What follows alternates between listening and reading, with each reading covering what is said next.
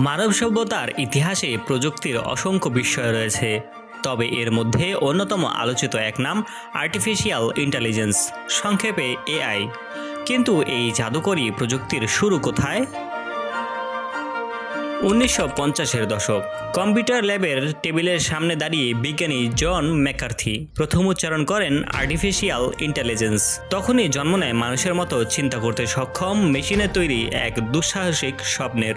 এরপর দীর্ঘ কয়েক দশক গবেষণার পর 2010-এর দশকে মেশিন লার্নিং আর ডিপ লার্নিং প্রযুক্তি এআইকে পৌঁছে দেয় এক নতুন বিপ্লবে।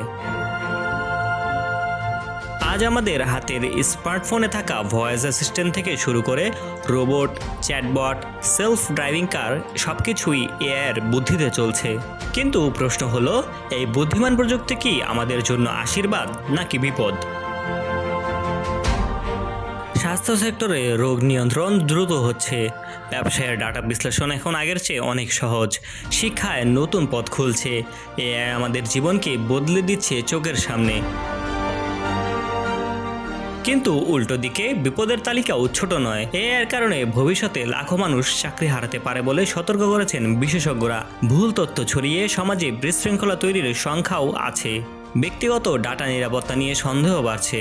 আর সবচেয়ে বড় ভবিষ্যৎবাণী, এআই যদি একদিন মানুষের বুদ্ধিকে অতিক্রম করে ফেলে, তাহলে কি আমরা আমাদেরই প্রযুক্তির নিয়ন্ত্রণ হারাবো? এআই এখন নতুন এক দানব নাকি মানবজাতির পরম সহায়ক, তা নির্ভর করছে আমরা এটি কিভাবে ব্যবহার করি তার উপর। Desk report, সময়ান্তর।